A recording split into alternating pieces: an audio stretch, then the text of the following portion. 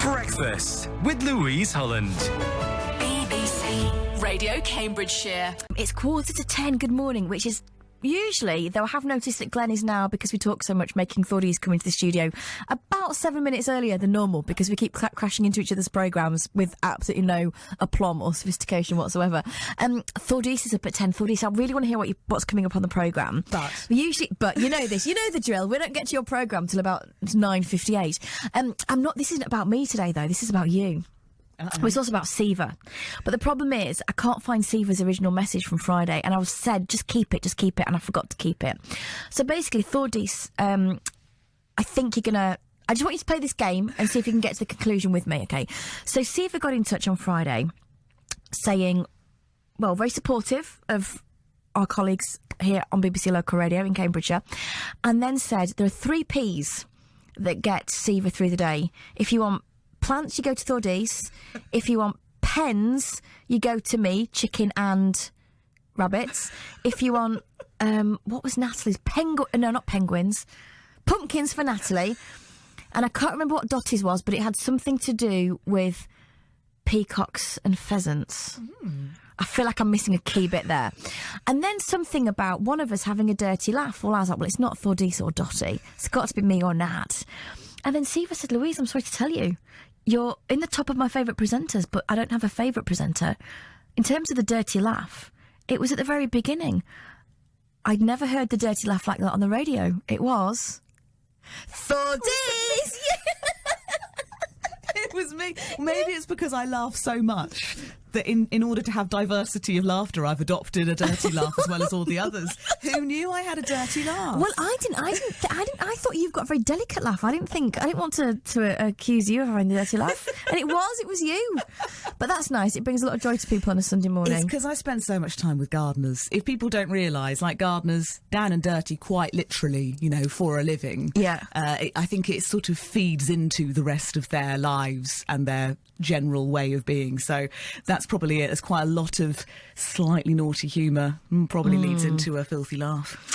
So the show today, I'm quite excited about because, well, I love your show, but this week in particular, because you had a Zen week. You went bird watching with AJ. I know, and it was lovely sitting in the bird hide. And we were fortunate. I have been extremely lucky recently. I've been off to places like Welney and obviously to Wycombe Fen to see AJ and to King's College to catch up. Some of these things haven't gone out on air yet, to do some moth.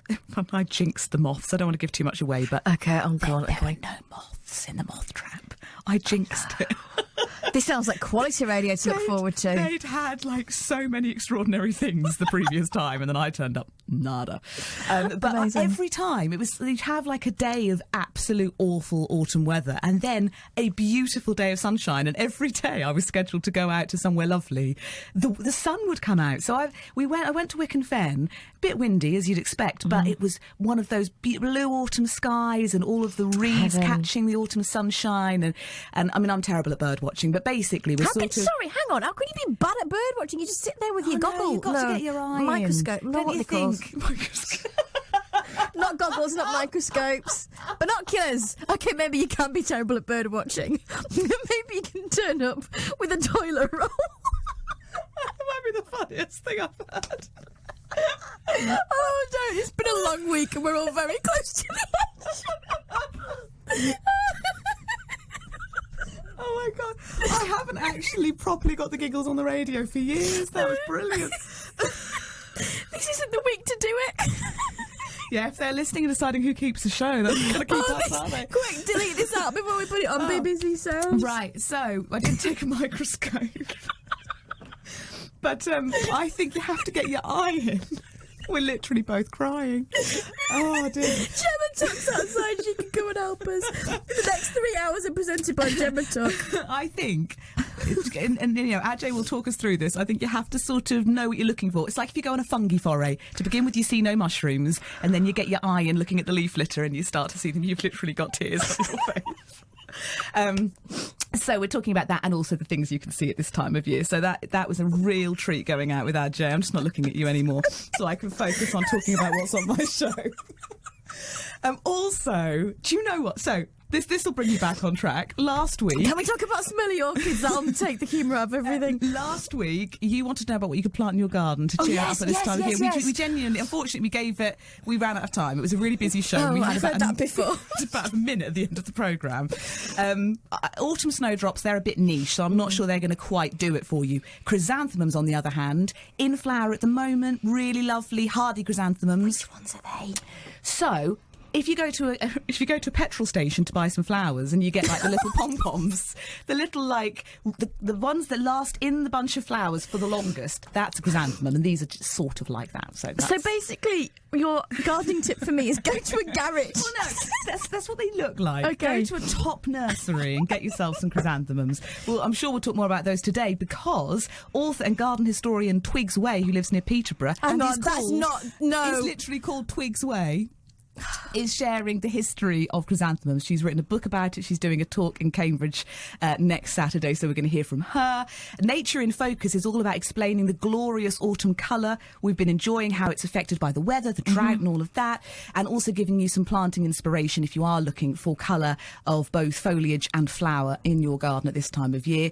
Soil, we're going to be catching up with a farmer and soil scientist who farms near Peterborough because there's been a lot in the news recently about how more than half of the world's agricultural soil is already degraded. So the importance of soil to our crops and to our gardens, and apple pruning advice with Helen Collins as well. Plus, of course, the gardeners, Steve Coghill, Bridget Girling, on hand to answer your questions. Steve Coghill from King's College in Cambridge knows literally everything there is to know. And Bridget Girling is wonderful with all things floral. So get in touch with your questions between 11 and 1. I'll get in touch now.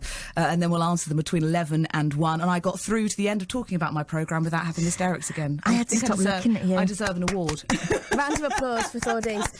Thank you very much, Thordis. Lovely to see you as always. Nobody think about microscopes. But the thing is, I can't believe that all happened because I said, how can you not birdwatch?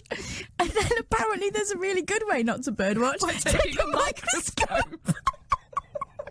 Oh God, leave the room. Madonna's. Hang on, Glenn, what did you say? Oh, the shoe results. I've not done it. Thordis, this is. I know you're going to be worried about this, but hang on, I'm tangled up in my headphones. So a few hours ago, I put a tea bag in my shoe. I'm not. No, I'm not. I just want you to judge that I'm doing it fairly. I'm not going to make. I put a tea bag in one shoe to see if it changes the odour.